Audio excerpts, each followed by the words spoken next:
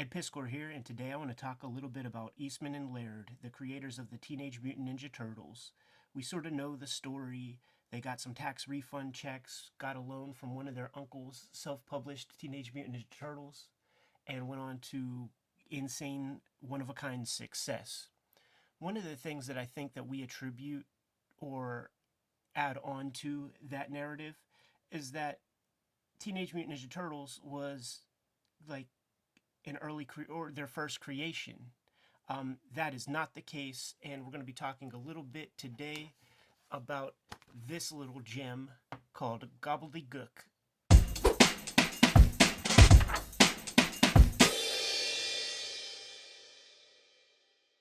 So this Gobbledygook is not the 1984 Gobbledygook that really features the first appearance of the Teenage Mutant Ninja Turtles with the ad on the back of those hand stapled mini comics. You're very lucky if you have those, man, and I've never seen one in the wild. But this is the 1986 Gobbledygook that perhaps, I don't know, reprints some of the stuff from the earlier Gobbledygook, which which essentially collects their early efforts in comics. And this is a fascinating document because it is also a document of what the enterprising cartoonist who wanted to become a cartoonist needed to cobble together in terms of portfolio to try to get work in the late 70s, early 80s. So it'll show you and feature kind of the landscape of like what comics was and what the possibility of comics was for an independent creator pre Ninja Turtles. So when they put out the Ninja Turtles comic and make self-publishing not only a viable means to an end, but a way to achieve massive success, which then brings about the black and white comics boom. Eastman and Laird were just squirrels trying to get a nut. You know what I mean? They were just cartoonists trying to get involved in the game in any way possible. There was a common wisdom about how to achieve a career in comics before Ninja Turtles, so these guys were just a part of that scene too. This is just an introduction with Eastman illustration. Perhaps Eric Talbot has a little something to do with this piece too. Just telling you that this is like a hodgepodge of a lot of material. Now, the cool thing about this book is that the index in the back kind of like describes what all the stuff is we're looking at here. So very early on, man, the very first sequence that we have, like a 3 or 4 pager, that is the first collaboration between Peter Laird and Kevin Eastman. Don't Sleep on Main Street. A little tale about a robot character who's kind of like caught up in a Gulliver's Travels kind of situation, man. I'm only a loser. The thoughts that get conjured up in my mind when I see some of this early material, and there will be other examples, is that they saw Heavy Metal magazine as like their best shot, and these are an example of that. We'll see more as we continue. Each of the Turtles creators, Peter Laird and Kevin Eastman, did an original story for this edition, an original Turtles story for this edition, and I think this is a Peter Laird venture, and he's showing off that he got one of those 1984 Macintoshes, man, because just like Shatter, there is some digital artwork in this strip. We can see that the early Eastman and Laird comics that were done solo, they were fairly aimless, and they both enhanced one another's abilities. That ends the Peter Laird strip, and we then get tossed into a gallery. A lot of these pieces were produced in 1978, 79. A lot of stipple is used, very, very detailed. This is the era of the fanzine. This is also the era of the portfolio, where people would produce very nice looking kind of splash pages on nice paper. stuff them into an envelope, sell them as what they called portfolios, and you would see these ads in old comics all the time. But also, it's possible that just these single pieces were sent to the offices of like a heavy metal, to just kind of like pad out those issues whenever some cartoonist didn't make their deadlines for their one-page strip or whatever.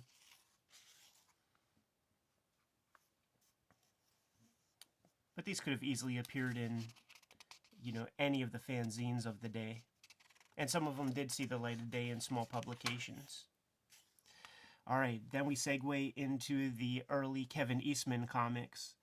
I think he wears the influences on his sleeves a little bit, man. I see like perhaps some S. Clay Wilson, definitely Richard Corbin, some Vaughn Baudet vibe.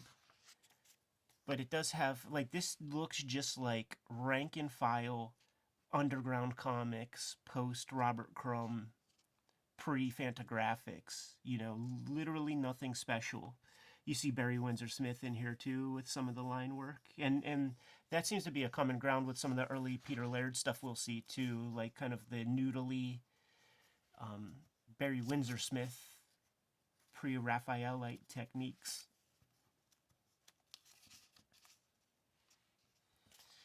To me, these are like hallmarks of the Eastman storytelling, just like tons and tons of panels per page. But that's also a Richard Corbin trope, which we will see later on in this issue. And then here's a more modern story with the same characters called Splat and Beggar, with finishes by Eric Talbot in lettering too, from the looks of it. And Talbot is a crown jewel of outlaw comics as far as I'm concerned. He hasn't done much beyond Turtles, but his Turtle stuff and the artwork that he did in these 1980s just looks real fucking tough. There's a character in here called Wingnut, and I guess this is Wingnut. He's building Wingnut or something like that. This is not a very good story to read, but it's really fun to look at. And I do know that there were Ninja Turtles toys, villains called Wingnut and Screwloose. So I don't know if this is like the body of Wingnut from the toy, but that would be interesting if it is. The name carries over at the very least.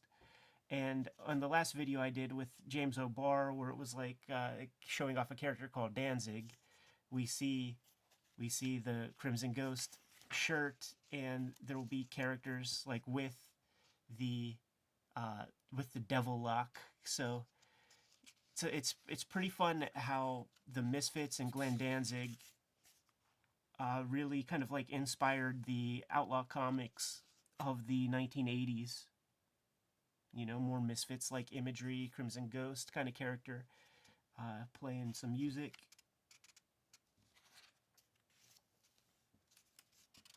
That's a fun one.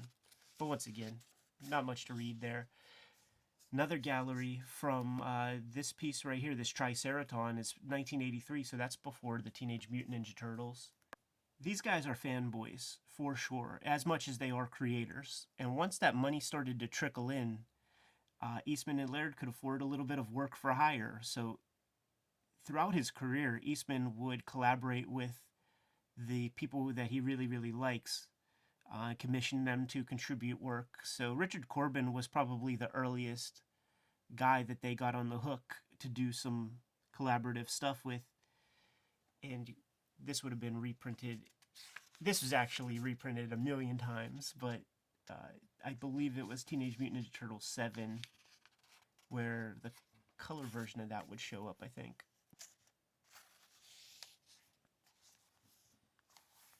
Another Eastman story, along with some of the Mirage Studios alumni that we know and love, Lawson and Levine. These guys would go on to do Turtles comics.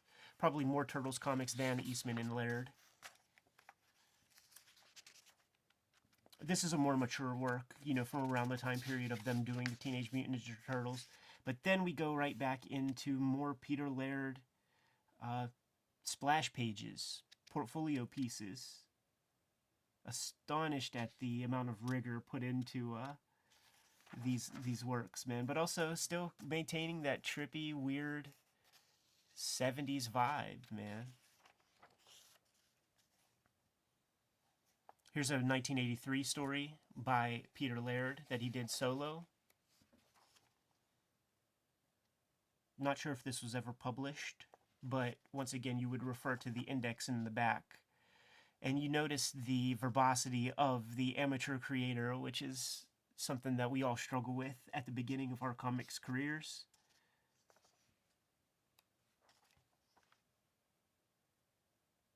But hey, man, Laird invested. He bought some Zipatone, and he's using it very, very sparingly. This is a good explosion.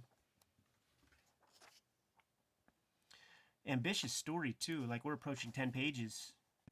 And then we get some Michael Dooney work. He's a guy who did Gizmo. And this seems like it's very much inspired. This one right here, A Few Well-Chosen Words, seems very inspired by Jaime Hernandez in terms of line work and subject matter. There was that one character that had the little robot smiley face that Jaime would do in those early Love and Rockets. More gallery stuff. 1978 is the date on these babies. Really fun seeing these early Peter Laird efforts. So I think what Gobbledygook really shows off is that even if you have a success, a massive success, there is some toil and there is some work that has to be done ahead of time in order to like work up to those ends. This is another Eastman story that was produced specifically for Gobbledygook.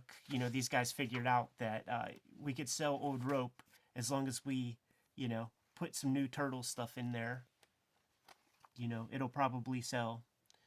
Here's the index telling you what all of these images and comics where they initially were printed, if they ever were. And the most important thing about Gobbledygook really is taking a look at those early Eastman and Laird efforts, the comics that they did solo, so that you gain sort of an appreciation for their kind of like editorial eye in a way. It's like they acknowledged that their individual craft left to their own devices was very limited compared to what they were able to do once they put their mental energy to one common goal. Once again, there is their earliest efforts together, the earliest collaborations together are in here, but in very short order. You know, this is 1982, Turtles comes out in 84, so in very short order, they create the smash hit that changes the industry. Anyhow, if you see this floating around in the back issue bins, you could do far worse than grabbing yourself a copy of Gobbledygook. All that said in mind, I'm going to get the heck out of here, so make sure you like, subscribe, and follow the YouTube channel. I'm going to go read more comics, I'm going to go make more comics, and I urge you to do the same.